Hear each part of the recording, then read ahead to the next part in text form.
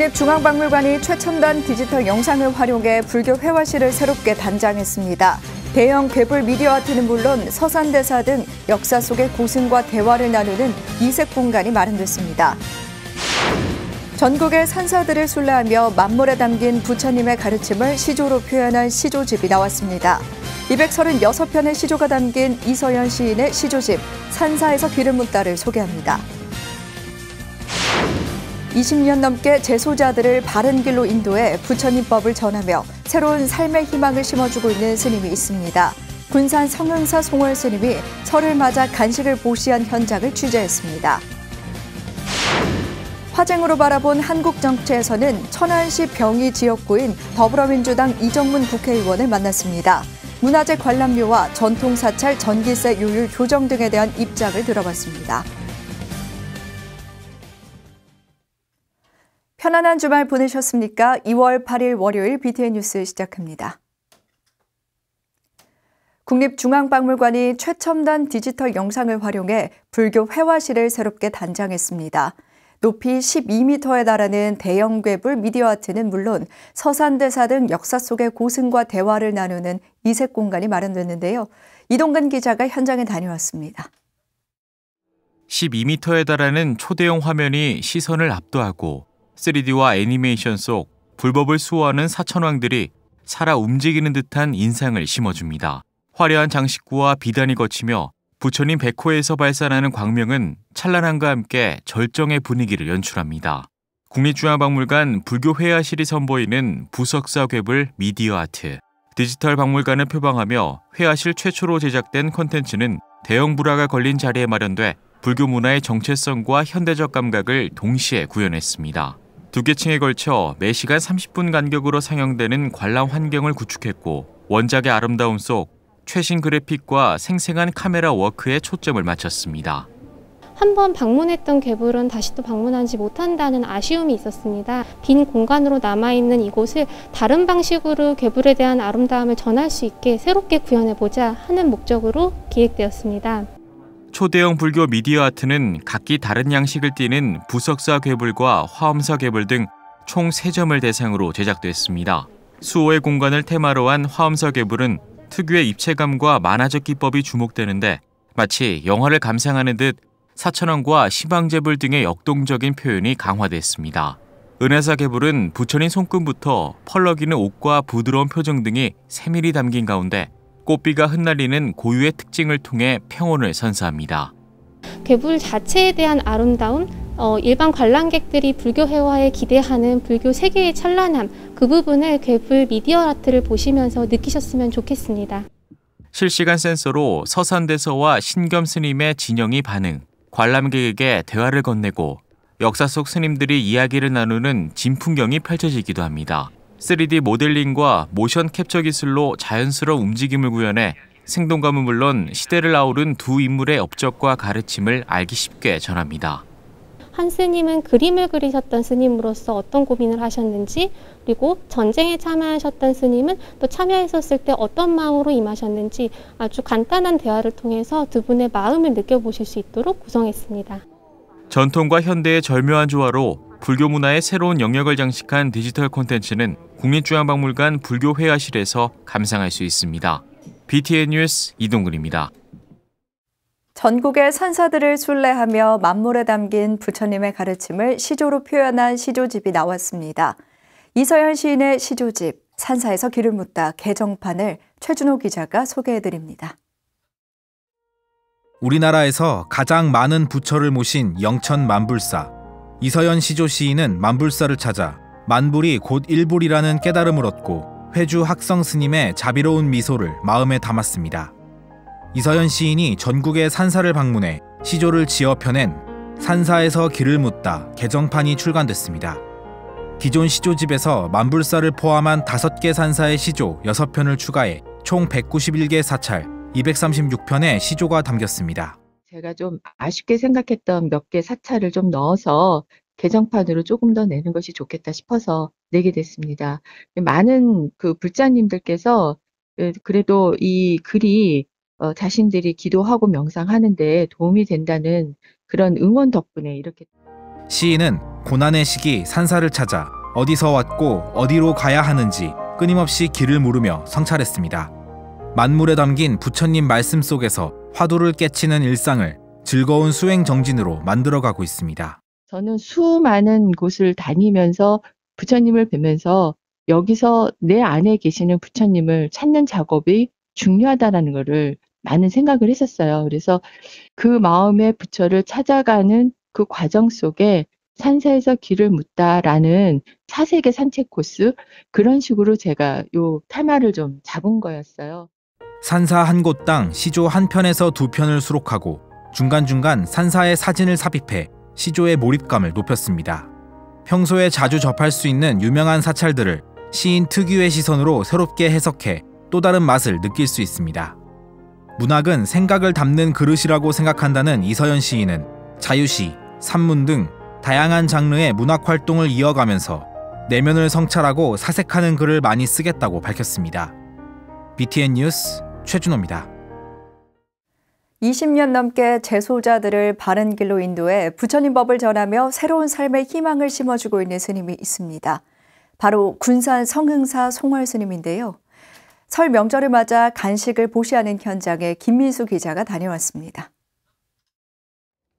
설 명절이 일주일 앞으로 다가온 지난 금요일 아침 군산 성흥사입니다. 스님과 신도들이 트럭에 국민 간식인 초코파이를 한가득 싣고 군산교도소로 향합니다. 트럭 안에는 재소자들에게 전달될 400만 원 상당의 초코파이 1000박스가 들어있습니다. 성흥사 외주 송월 스님과 주지 보위 스님 김승수 신도회장이 지난 5일 군산교도소를 방문해 재소자들을 위한 간식을 전달했습니다. 항상 잊지 않으시고 여러 가지 물품을 수용 지원해 주시고 계십니다. 항상 큰 감사를 느끼고 안에 수용자들도 깊은 감사를 드리고 있습니다. 성흥사는 해마다 설 합동 차례를 지내고 문화 공연도 해왔지만 올해는 코로나19 때문에 간식 나눔으로 대체했습니다. 20년 넘게 군산교도소와의 인연을 맺고 재소자들을 교화하는 데 앞장선 송월 스님은 공로를 인정받아 지난 2019년 교정의 날 국무총리 표창을 수상하기도 했습니다. 인근 군법당에도 자비를 펼치고 있는 송월 스님은 대한민국 종합미술대전에 입상한 실력 있는 동양화 작가로도 알려져 있습니다.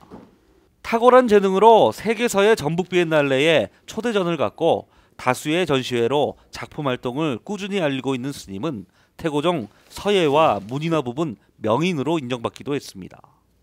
스님은 법회에 참석한 재소자와 군장병들에게 달마도와 부처님 경전 글씨를 써 나눠주며 신행활동에 힘쓸 것을 당부하고 있습니다.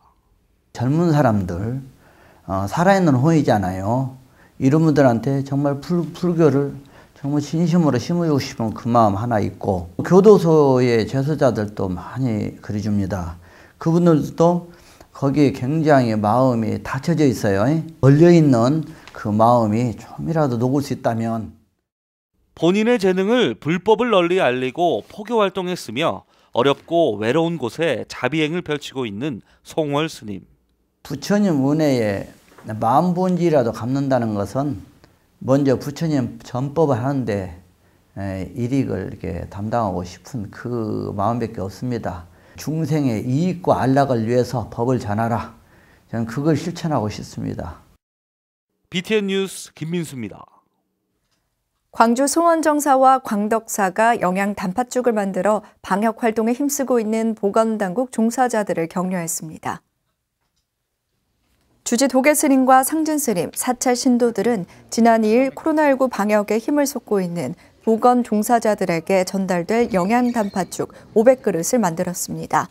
정성스럽게 만든 영양 단팥죽은 이날 광주 남구청에 전달돼 코로나19 방역 활동으로 지친 의료진과 종사자들에게 큰 위로가 됐습니다.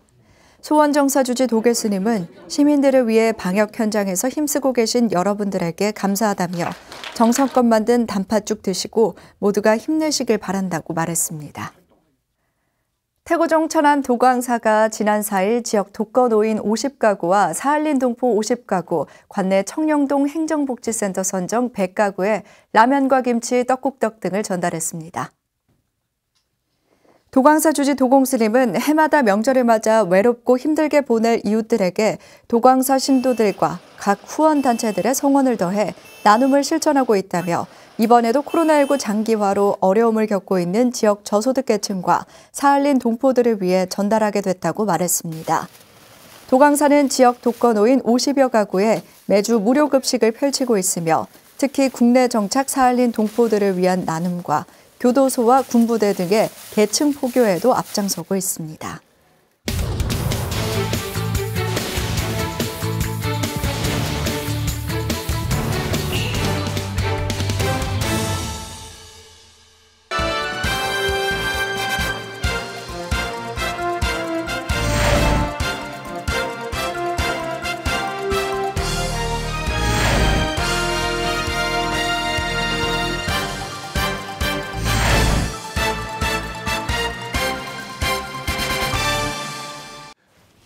반갑습니다.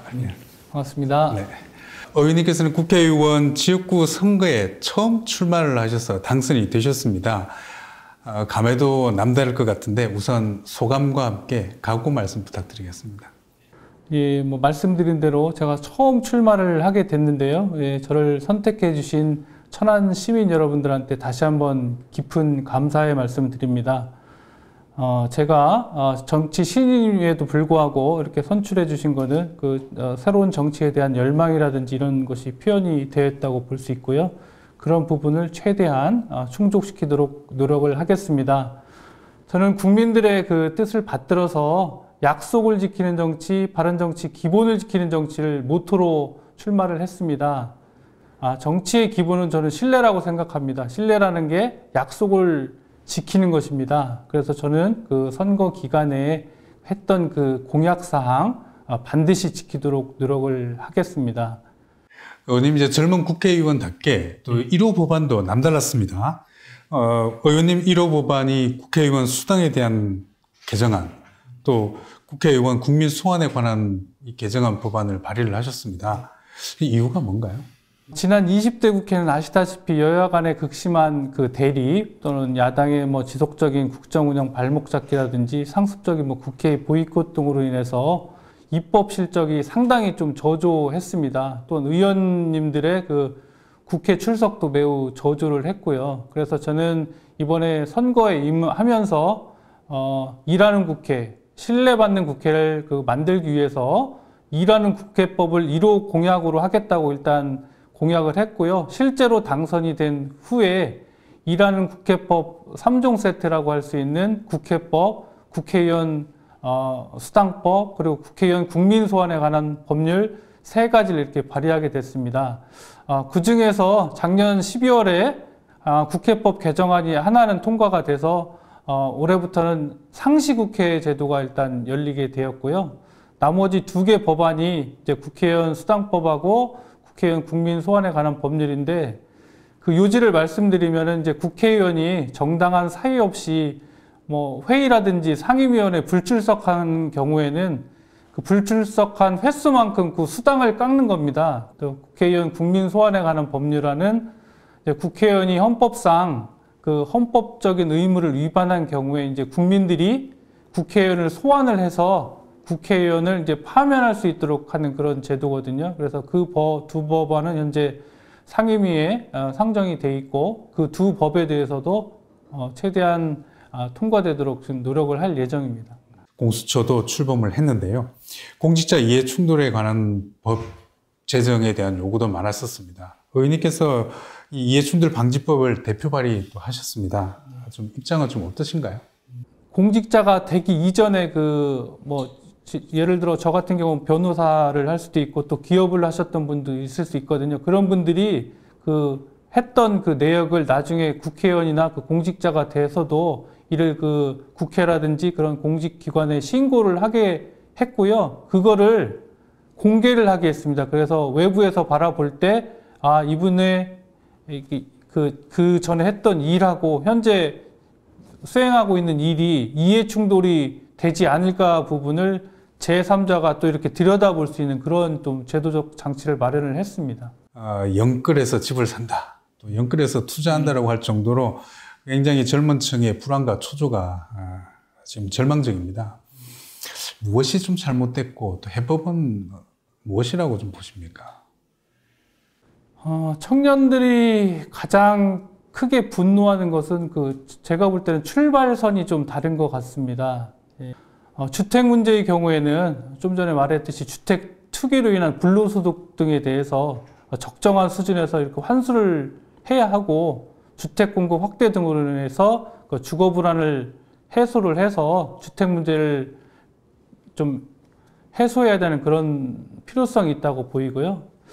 그리고 또 아시다시피 요즘 주식 시장이 과열된 양상을 보이고 있습니다. 그래서 젊은이들 장년층, 노년층까지 다 주식 투자에 지금 열을 올리고 있는데요. 지금 전문가들께서는 앞으로 이제 금리 인상이 또 일어나면 이분들이 또 큰 피해를 입겠다고 지금 경고를 하고 있습니다. 그래서 이 부분에 대해서는 저도 정무위원회 위원으로서 현재 고민을 하고 있고요.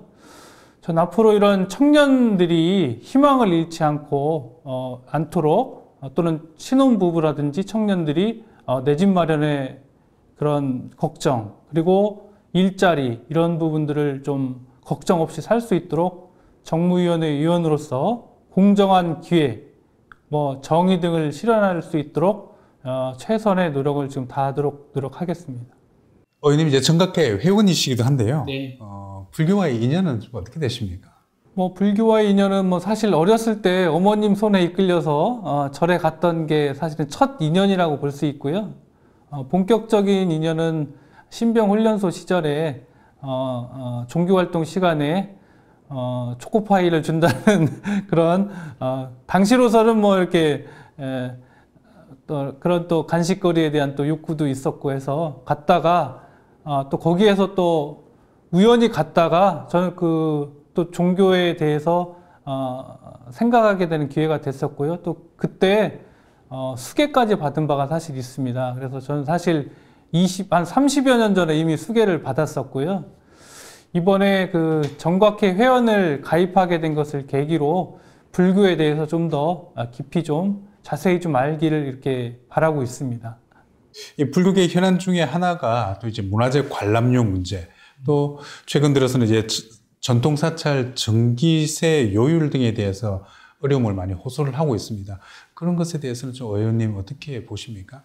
이 문제의 결국 근원은 정부가 사찰 토지를 국립공원으로 편입을 하면서 정당한 보상 없이 일방적으로 수용을 하고 하는 과정에서 발생을 했기 때문에 정부 측에서 요 정당한 보상 부분에 대한 부분을 좀 고려를 해야 될 것 같고, 그와 함께 국민들의 또 자유로운 통행권이라든지 재산권 등의 이런 조화로운 이런 접근이 필요하다고 저는 생각합니다. 전통사찰 전기세의 경우에 현행 법령상으로는 이게 주택용인지 또 일반용인지 교육용인지 좀 애매한 측면이 있어서 아마도 상대적으로 제일 요율이 비싼 주택용으로 아마 부과하는 경우가 제가 알기로 많은 경우로 알고 있습니다. 그렇지만 전통 사찰의 경우에는 유무형의 문화재적 가치라든지 역사적 의미 등을 고려할 때 전통 사찰을 포함한 문화재의 경우에 좀 새로운 항목을 신설을 한다든지, 아니면 여러 가지 요율 중에서 비교적으로 좀 저렴한 사찰에 관련된 재산 중에서 박물관이라도 이런 부분들이 교육용과 관련된 부분이 많이 있거든요. 그래서 그런 부분을 좀 고려해서 좀 저렴한 요율 쪽으로 갔으면 좋겠습니다. 2021년 불자 의원으로서 스스로에게 화두를 하나 준다면 어떤 것이 있을까요? 불교에서 말하는 소위 화쟁사상처럼 결국에는 국민들을 위한 삶이 어떤 것이 가장 좋은 것인가를 고민을 하면서 앞으로 국민들이 좀 더 편안하고 행복한 그런 삶이 될 수 있도록, 그런 정치인이 되도록 저도 한번 노력을 하고 싶습니다. 예. 화쟁의 한국 정치를 위한 불자 의원으로서 또 그 역할도 저희들이 기대를 해보겠습니다. 오늘 바쁘신 와중에서도 인터뷰를 응해주셔서 감사드립니다. 예, 감사합니다. 네. 예. 월요일 7시 BTN 뉴스 마칩니다. 시청해주신 여러분 고맙습니다.